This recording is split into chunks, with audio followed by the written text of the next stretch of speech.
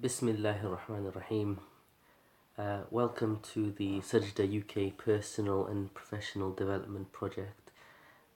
My name is Ahmed Adlan and I'm a cardiology registrar ST6 working in West Midlands Deanery in the UK, and I will be presenting to you about evidence-based medicine, publications and critical appraisal.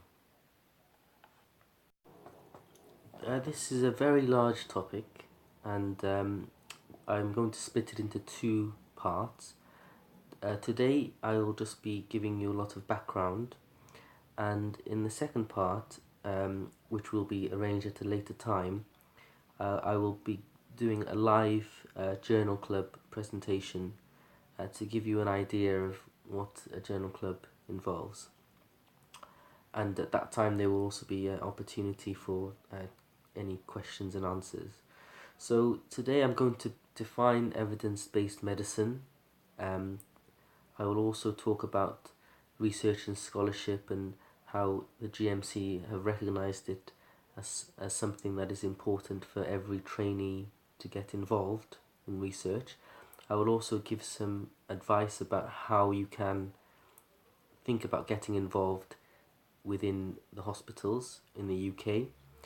And I will also be describing what a journal club is and how you can prepare for a presentation at a journal club.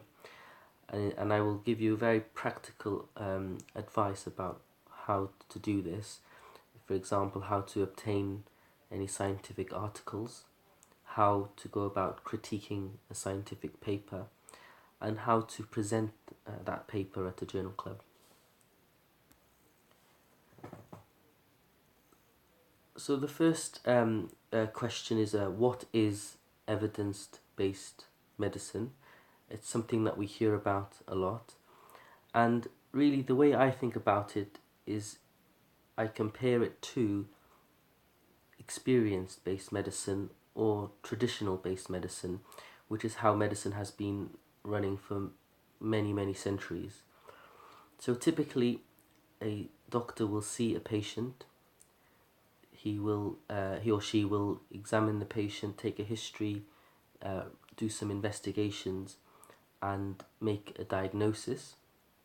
Then we'll start treatment for the patient and then follow the patient up to see whether or not that treatment helped this condition, or if it didn't. If it didn't, then the clinician may then reconsider the diagnosis and possibly arrange different investigations. And the idea behind this is that over time, when you see many patients, you get an idea of clinical judgment, and your medical practice is based upon your experience.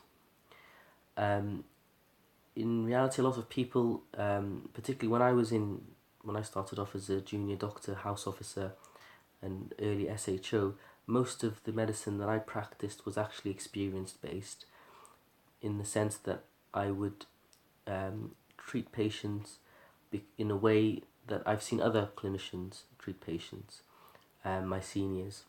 And the way that this sort of clinical judgment gets passed down from generation to generation, sometimes if you want to get if you want to get expertise in a particular specialty, you will go and spend some time working with a specialist in that area. So that's experience-based medicine, and it has some limitations in the sense that your experiences are quite random. Evidence-based medicine is more systematic, it's more planned, and you have an objective. You try to formulate a hypothesis. You have very well-defined groups and treatments, and the idea behind it is that there's less risk of bias.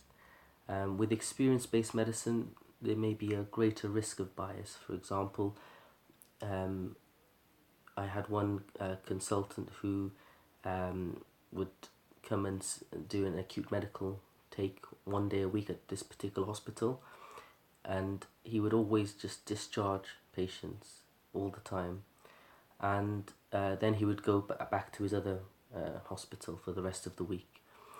But he didn't realise that when he discharged these patients, they would come back the next day or the day after, and then they would get readmitted. So really, experience-based medicine, you don't have necessarily a specific follow-up of patients, whereas with evidence-based medicine, you do. Usually with evidence-based medicine, you're looking at a large amount of data compared to experience-based medicine, where often the number of patients that you may see with a certain condition may be relatively small. Evidence-based medicine is more reproducible. This means that if you did a study today and you repeated it next year or the year after, you would get the same results, and you'd expect that similar studies performed around the world would give you similar results and reproducible. With experience-based medicine, there's no formal ethical review. You're left to use your own judgment and what is ethical and what isn't. Whereas with evidence-based medicine, there is a formal ethical review panel. Similarly, when it comes to publication, with evidence-based medicine, there is a formal peer review process. So peer review means that you have a group of specialist clinicians, researchers who will go through your results and your paper and will analyze it and critique it and make sure that actually your publication reflects what you've done and that there aren't any problems with the way that you've presented the work. With experience-based medicine, there's no real formal peer review. Often any experiences are rarely published. Sometimes you may find very specialist, famous, eminent doctors, when they're retiring, they may publish some of their experiences. The good thing with evidence-based medicine is that you have data and it's quantifiable. So for example, you can say to a patient, if you take this medicine, you will have 10% less risk of dying. With experience-based medicine, you can't really give that type of figures to patients. Now, if we look at the official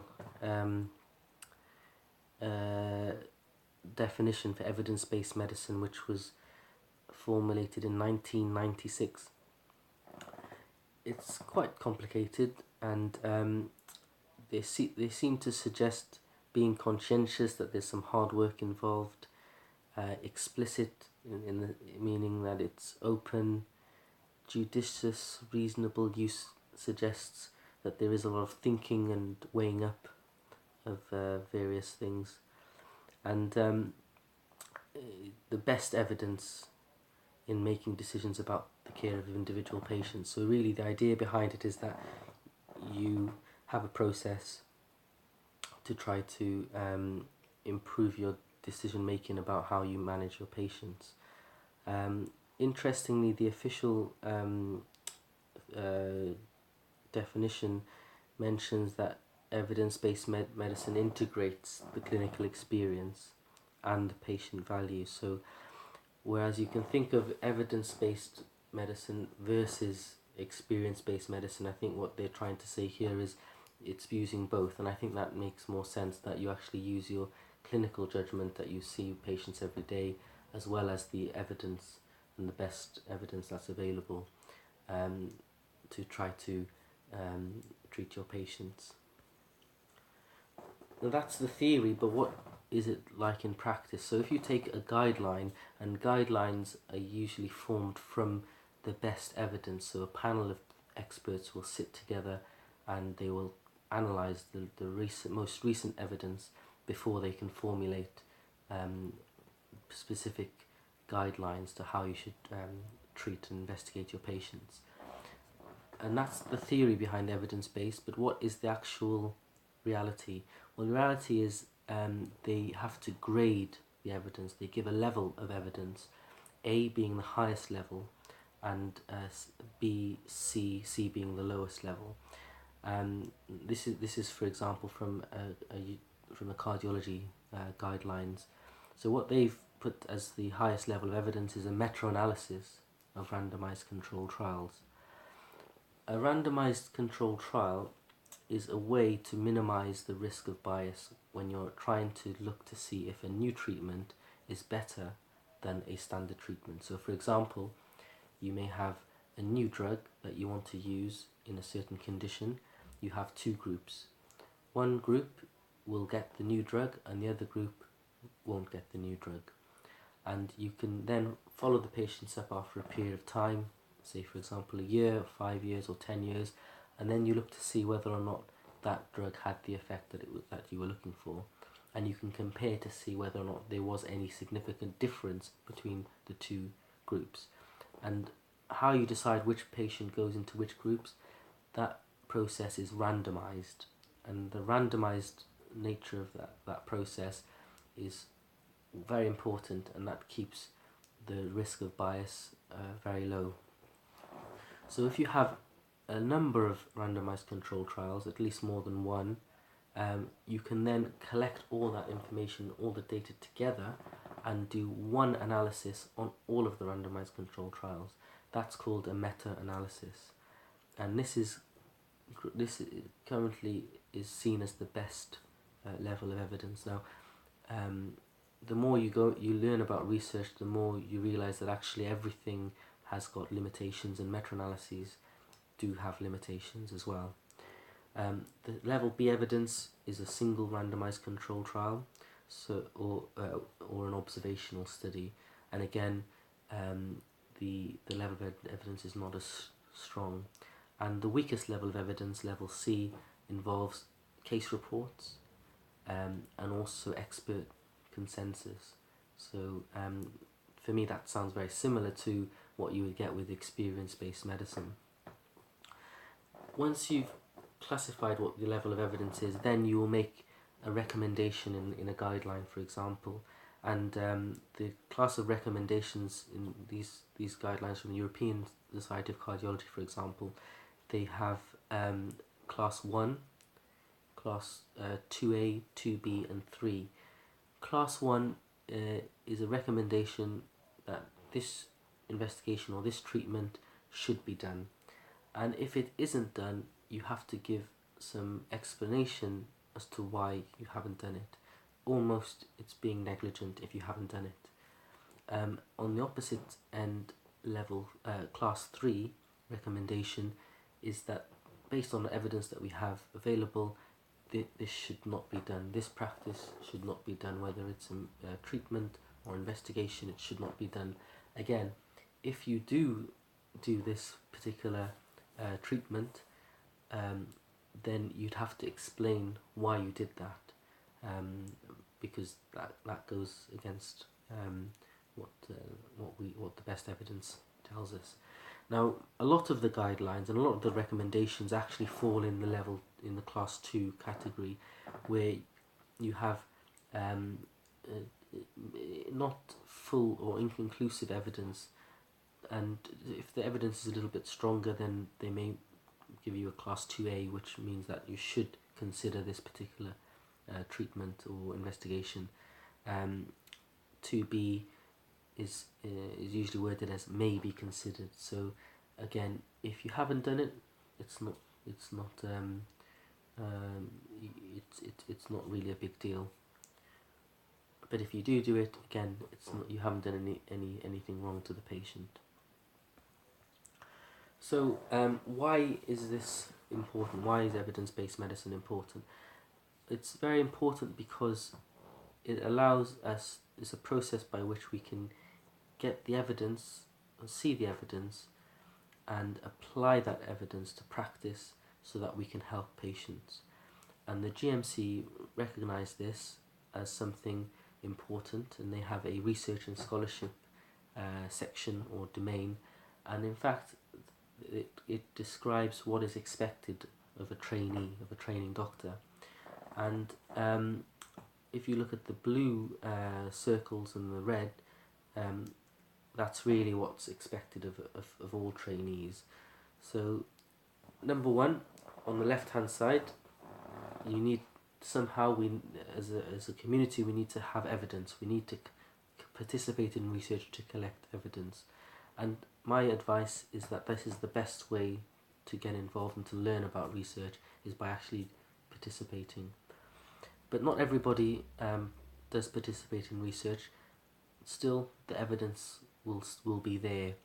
What is so the GMC don't necessarily expect you to participate in research, but they do expect the other steps. So, for example, the first step is to perform a literature search, to look at the current literature in terms of articles and publications, and to see what exactly has been published on the particular topic of concern. Then you'd have to appraise.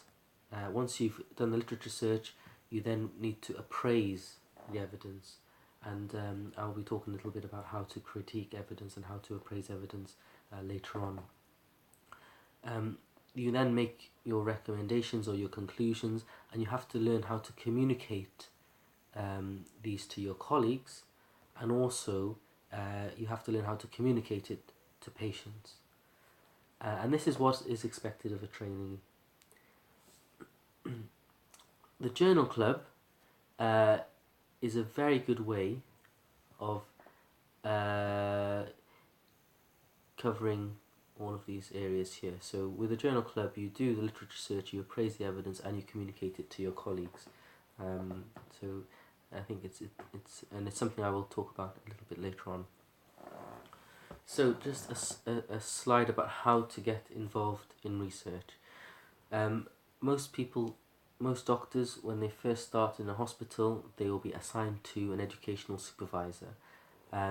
Your educational supervisor is the first place really that I would recommend going to let them know that you're interested in taking part in research or getting involved in research, and they can give you some advice, particularly about who you can approach to help you with this.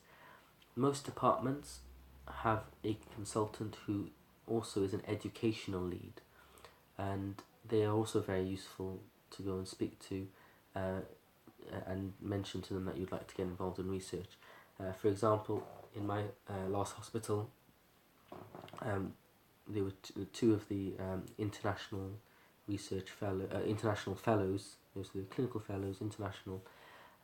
They actually got in touch with the educational lead, who managed to arrange for them to do a master's, an MSc, at the local university. So again, the educational lead is also someone who you can go to ask about formal research, for example.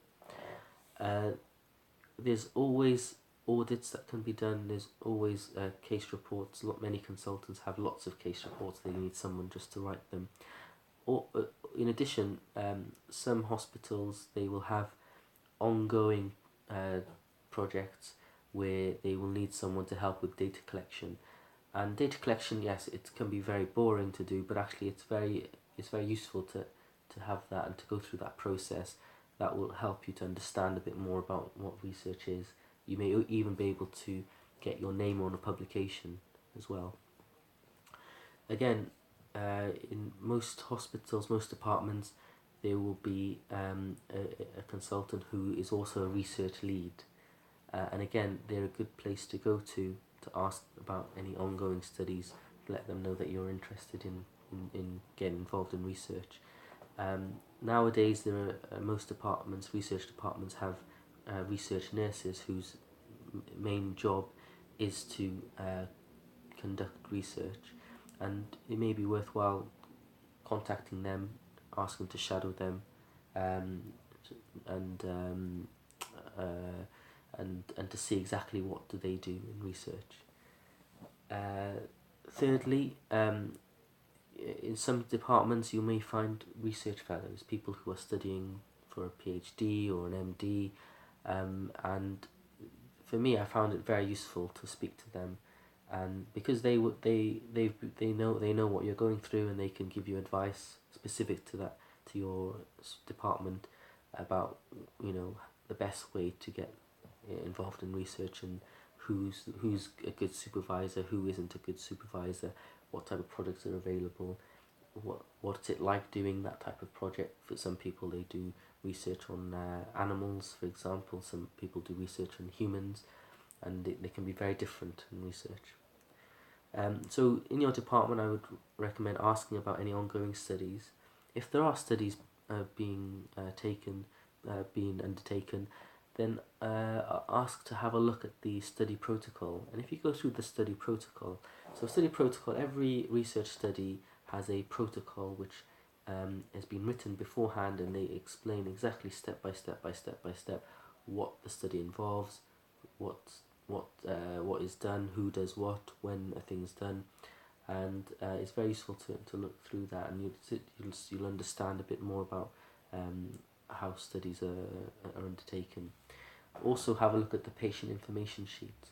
So any research study, a patient that the patient is involved in, you have to give them a patient information sheet which explains in lay language what the study's about and what's expected of them, and it's very useful to read that, and because if you are going to be doing research, you need to be able to know how to write these type of information sheets. There is a good clinical practice course that is free, and it is valid, I think, for 4 years, and it is a really good course. I would recommend to go on.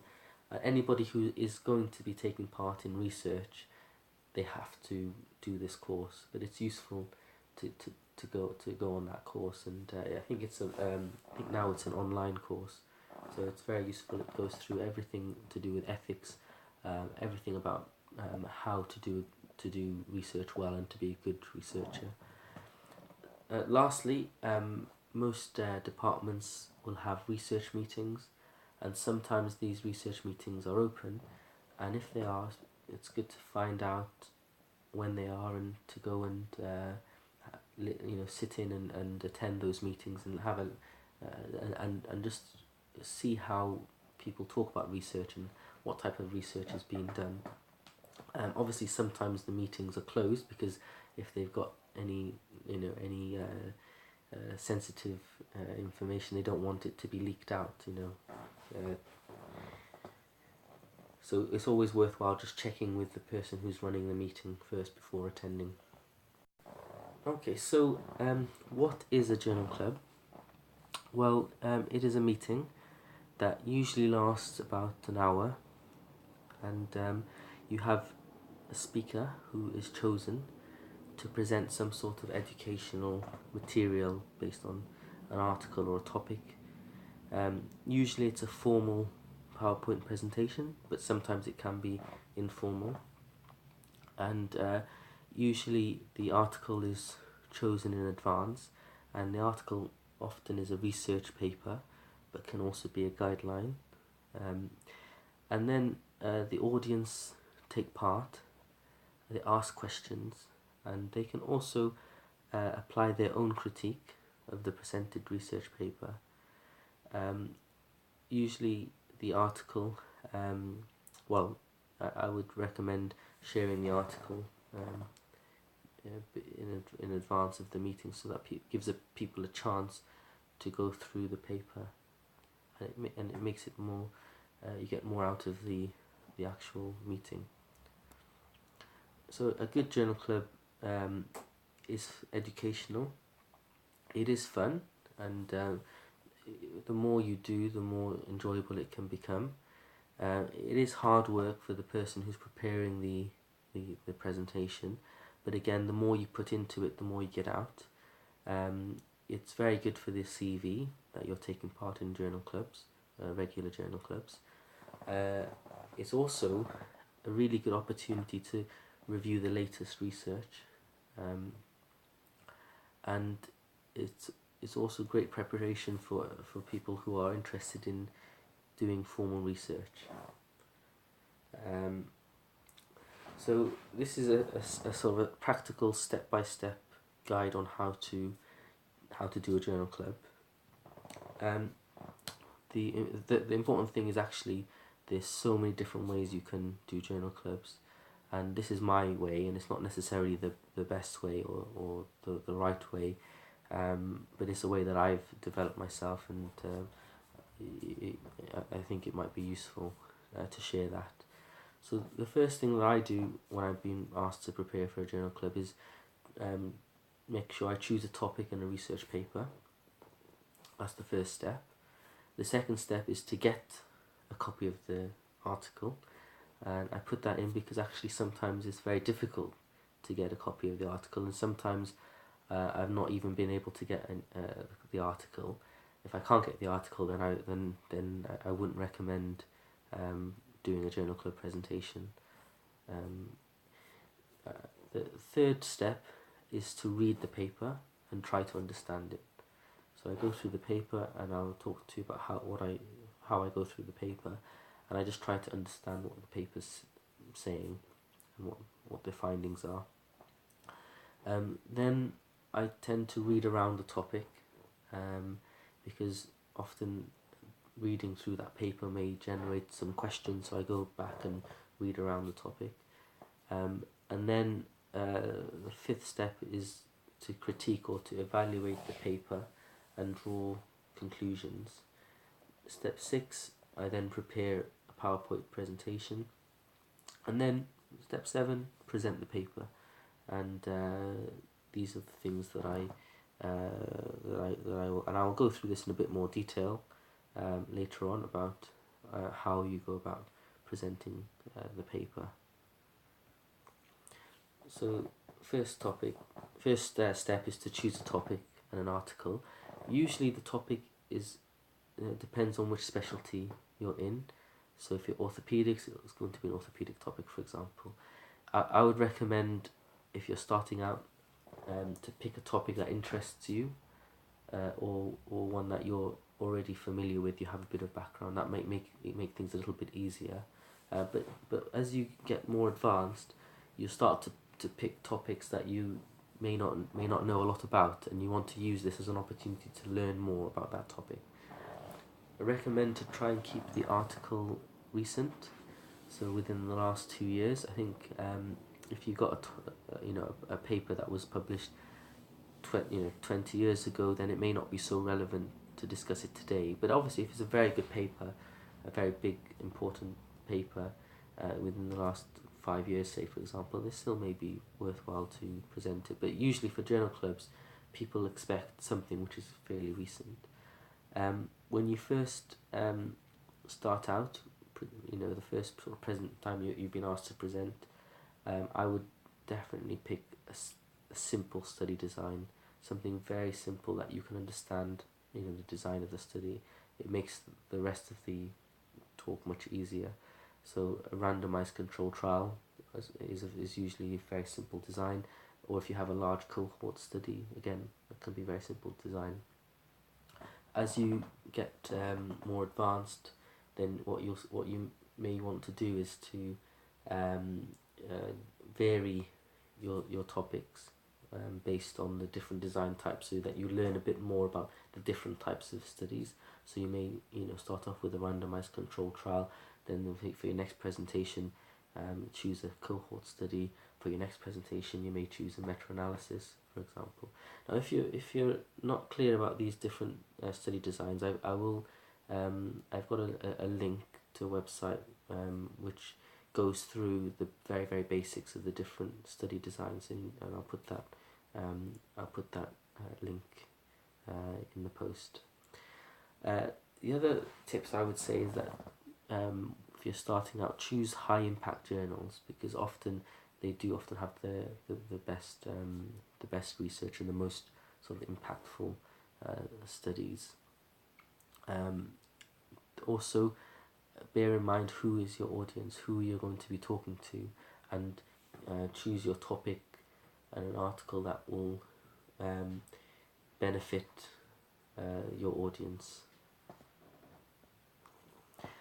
So a good website that you may or may not know about is called UpToDate. So www.uptodate.com, and it summarizes almost everything in medicine, many different topics, and it goes to the most recent up-to-date literature. So if you look at this, for example, I typed in cardiovascular disease secondary prevention, and this article came up, and as you can see here, the literature review was current up until September 2017, and it was last updated in October the 11th. It's a very good resource. It has a lot of references, and if you're not sure about what topics to choose, you can just go on there. Up-to-date does require a license, so and a subscription, which can be quite expensive. But if certain hospitals they do subscribe to Up-to-Date, and if they do, then I would definitely recommend using that. So second step is to get a copy of the article. So you can search online. In fact, I haven't put it on there, but Google I find is also quite useful. But if you're looking for articles in particular, PubMed and Medline are the main places where I search for articles. Cochrane Library is a library of meta-analysis. Google Scholar also is quite good as well. So some articles are open access, and open access means that it's free to download and you can download the PDF. Otherwise, a lot of articles are not open access and you will need to have an account.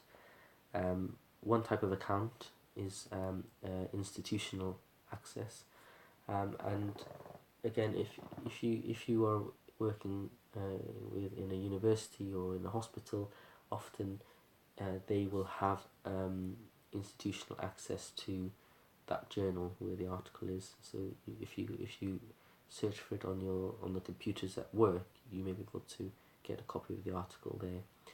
I would recommend everyone who's working in the NHS to get an Open Athens account, because this also gives you access to a lot of articles, a lot of journals, and it's free. Like if you're lucky enough to be in a university, again, you can get a lot of access to a lot of articles through a university account. Otherwise, the best place to get a copy of the article is if you ask your library. So you go to the library in the hospital, mention to them, I want this article or these articles, then they will be able to, most of the time, get those articles for you. Sometimes when I've had difficulty getting an article myself, I'll phone a friend, someone who's got some sort of university access, and get them to check it, because some universities don't have access to certain articles, whereas other universities do. It's quite variable. And lastly, once I actually had to email the author and say, I'm interested in your article, and I couldn't find it, would it be possible for you to send it to me? And I got it. Again, it's a good idea to share the article with the audience beforehand. That allows people to read through it, and it makes the talk more enjoyable or more interactive. So this is pubmed.gov. It is a search engine. So you have a search bar at the top here. You put in your words that you want to search for, and then you hit search, and then it gives you the number of results here. It tells you how many results there are and how many pages, and they list the results 1, 2, and you can scroll down. You can see it'll tell you the title, the authors, the journal, the year, and the publication details of that journal. So you can just click on, once you found your article, you just click on the link to get the article. On the side here, you can choose trials, reviews. You can check for articles that have got free full text, for example. So this is quite a powerful search engine. There's a lot of things you can do on that. So you get so for example, this study I found on the New England Journal of Medicine. Again, when you try to download the PDF here, often it will ask you to subscribe, or will ask you to sign in. If you're not subscribed to that journal, then you can click here where it says log in via Open Athens or your institution, and if you click on that, then this will come up, and you have an option here to log in via Athens, and you click on Athens and put in your username and password. Or if you're part of university, you can click here and choose UK Higher Education, and then it will give you a list, and you just click on your university, and then it will ask you to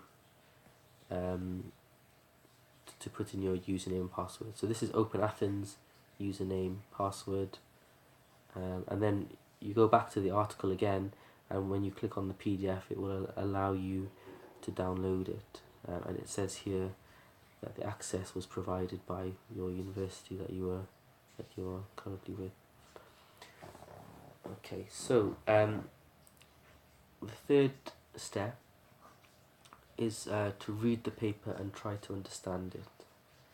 So what I do is I start with the abstract, and I read that abstract to try to get an overview of the study, overview of what they did and the background and what the most important findings are. Then I go into the methods, and I spend a lot of my time, most of my time, actually reading through the methods in detail to see exactly what did they do, and there's loads of questions I ask. What did they do? What methods did they use? Have these methods been validated? What type of patients did they include? How did they include them? What treatments did they give? For example. So really go into a lot of detail with the methods of what they actually did. And often when you're critiquing a study, the main reason for the study not being 100% accurate, or any problems with the study, usually is related to the methods. Is the problem with the methods, or the way they did the methods, leads to certain problems in the conclusions. Then I look at the results section, and I ask myself, what did they find out? What were the actual results, and what are they actually reporting? Then I go back to the introduction, and when I go back to the introduction, I focus on why did they do this study? What's the rationale behind this particular study? And have they explained the rationale in a simple manner? And does it make sense? And then I read their conclusions. And for that, what I'm interested in is how are they interpreting their findings? The results that they had. How did the authors interpret those findings? Because sometimes the way they interpret it and the way that I interpret it may not be the same. Also, I look in the conclusions to see what do the authors say that these results mean. So that's my approach for reading the paper, and often I'd have to go back and read each of these sections many times. Okay, so the next step is to read around the topic, and I try to aim to be the most knowledgeable person in the room when I give my presentation. Obviously it doesn't happen, but that's how much I try to read around the topic. I look at any up-to-date review articles, if there are any society guidelines for your particular specialty. And sometimes some societies they put out expert consensus statements. If there's anything like that, I read through it. Also, if there are any big landmark trials, big studies in the past that are important, I look through those. And again, if there are any recent trials which are also relevant, then I also look at them. what I try to find out is what's known about the topic, what is not known about the topic, what's the problem, what's the clinical problem, and what does this research paper hope to achieve or to add to what's already known. Okay, so the next step is to critique the paper and draw conclusions. This is probably a difficult step, and it's something that with time and practice you'll get better at. And when I first started, I was very bad at critiquing paper. I didn't really know very much, and but it is something that improves with time. As the more practice the more papers you read and critique, the better you get at it. So the first sort of questions I think about are, did the paper achieve what it set out to? In the aims of the study, were they achieved, yes or no? And I then make a list of the strengths and the weaknesses of the paper. Things I look out for is how well is the paper written? Is it presented in a nice manner? Is it easy to follow? Does it make sense? Is the English good? Then I also think about the methods. Were the methods good? Is this the best study design to answer the problem? Is this the best methods to use for that particular problem? For example, if you have a study looking at pulmonary embolism, what did they use to diagnose a pulmonary embolism? Did they just use a clinical history, an examination, D-dimer, or did they use a CTPA? So obviously if they use a CTPA, then that's the gold standard way of looking at this. So that's what I look at. I then think about the statistical methods. Were the methods appropriate for this type of analysis? Again, statistics is very important in research, and I would recommend anyone who's interested in research to learn statistics, particularly medical statistics, so that you can really understand what the statistical tools could, because at the end of the day statistics is a tool, and we have to understand what those tools are, because if you use the wrong tool for the wrong job, then you're not going to get the best outcome. So again, looking at the statistics, is it appropriate, and the methods appropriate? Is the data presented appropriately? So how are they presenting their data? Are they doing it with graphs? Are they the right type of graphs for this type of study? Could they have presented it in a better way? Are the results presented in tables rather than in free flowing text? Then I think about the ethics, funding, and conflict of interest. So all studies, research studies, should have some sort of statement about this, that there was a formal ethical review. Think about who funded the study. Was it funded by a drug company? Because that can sometimes give you a conflict of interest. If you have a big company has published a big study showing that their drug is amazing, then you just have to be very careful about that. And again, sometimes the authors may have conflict of interest because they may be getting paid by certain drug companies. So you have to think about that when you're looking at studies. And lastly, well, not lastly, but I also look at, and very importantly, I look at the mechanisms. I like to look at what is the mechanism of this particular study, what they were looking at, and the findings that they got. What information does that give us about the mechanisms of any pathophysiology, for example? So if a drug works for a certain treatment, I'd want to think, has the study talked about the mechanisms of how this drug might be working so effectively.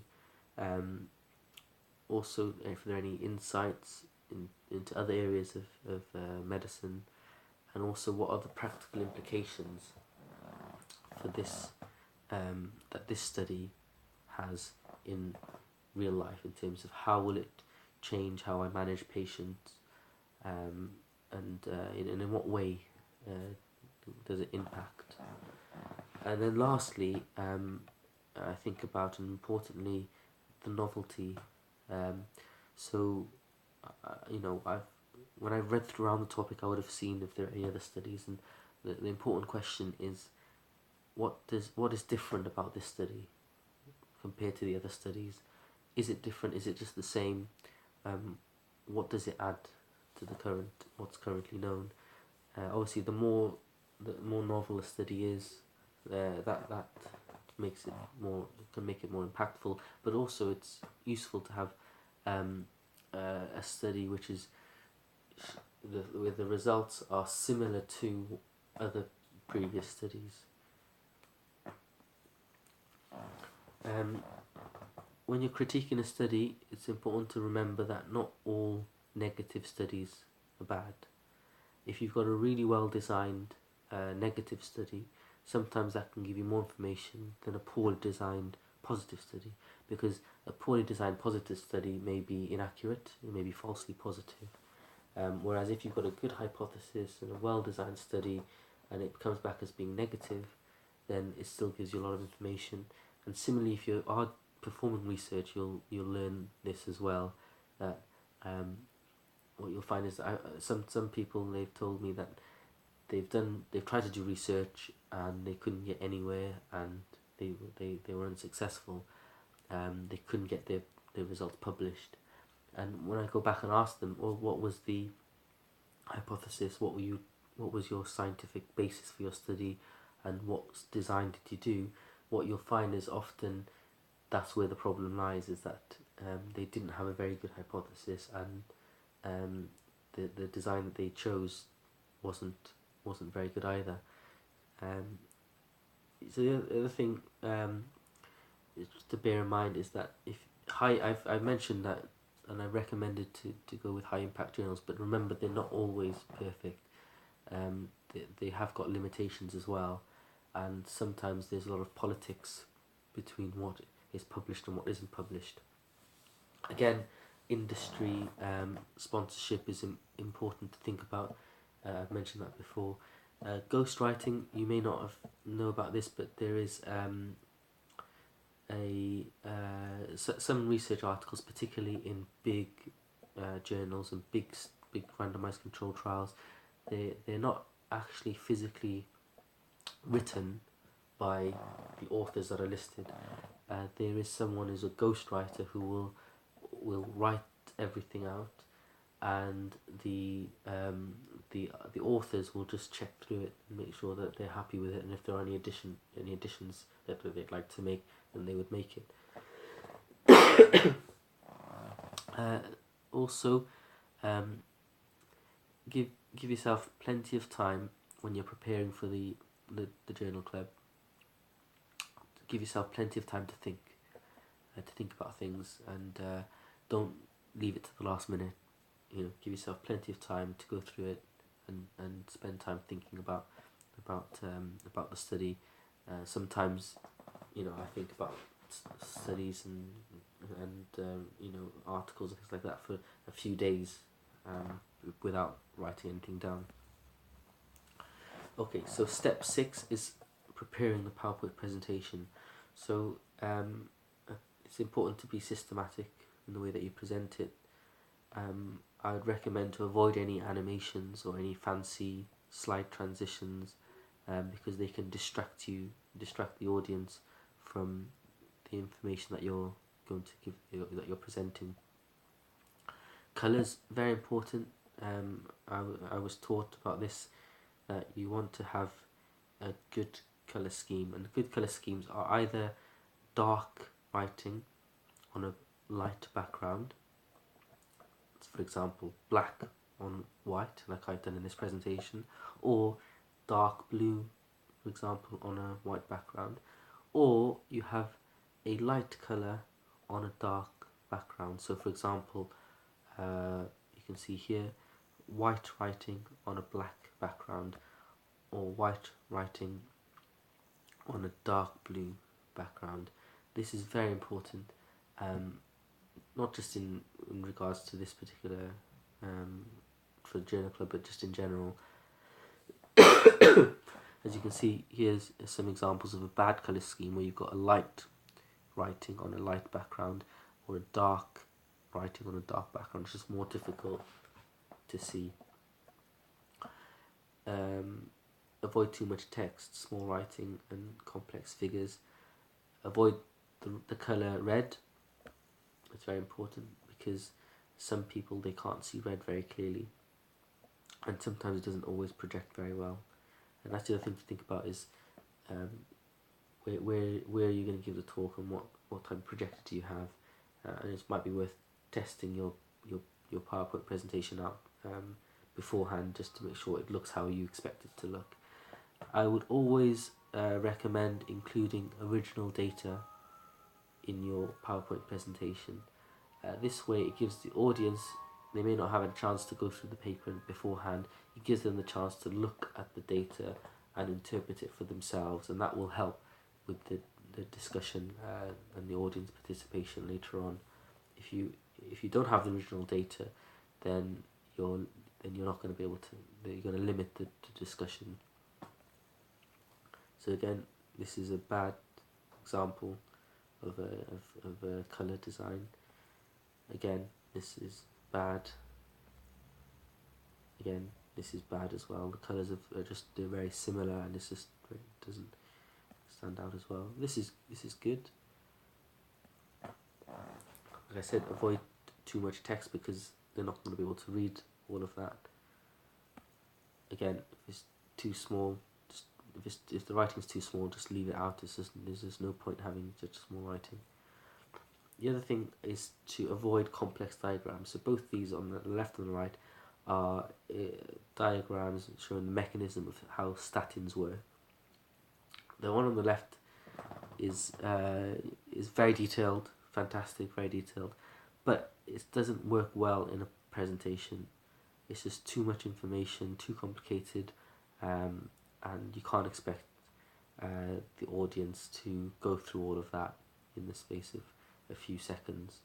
Similarly, if you, on the other hand, if you look on the right hand side, this is just so much cleaner and so much neater, and it's just there's less writing there, so you can focus on what the important things are. The last step is to present the paper, and I start off by presenting the background, and in the background I try to limit it so that it's not too much, but basically it's just the right amount of information that's needed for the person to understand the study and what the study was about. So usually it's a few slides on the background. Then I go through the methods, and I try to just make it very simple to describe what the authors actually did. Sometimes a diagram is more useful, particularly when you're describing a study design, and sometimes you can find a good diagram in the method section of the study itself.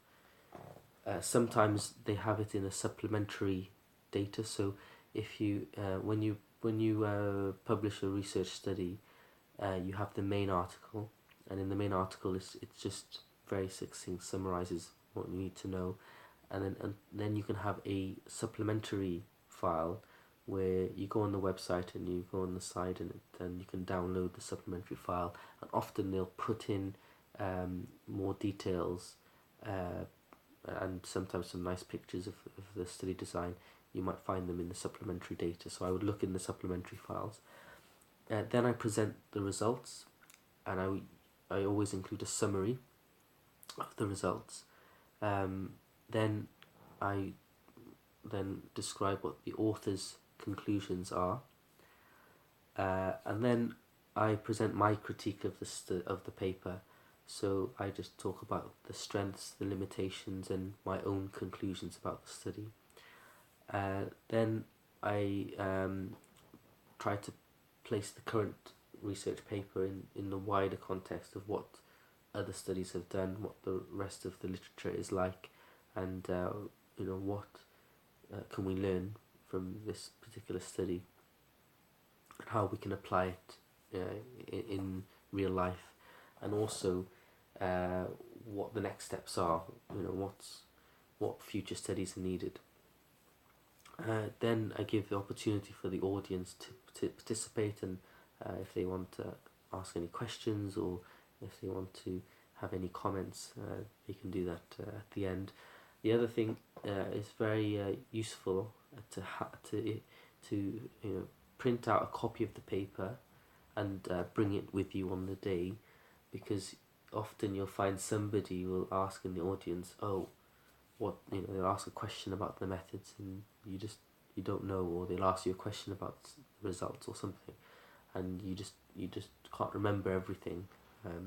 So you can refer to that paper, and even you can give it to them. You can give them a copy of the paper and say, look, read it yourself. If you have any specific questions or detailed questions. And that is the end. I hope you've made use of this, and I hope it's useful. Please feel free to ask any questions, and post the questions, and we'll try to get back to you as quickly as possible. There will be hopefully another session, which is a live session where I will go through a live example of a journal club presentation, and we'll keep you updated about that. Okay, thank you very much. Assalamu alaikum.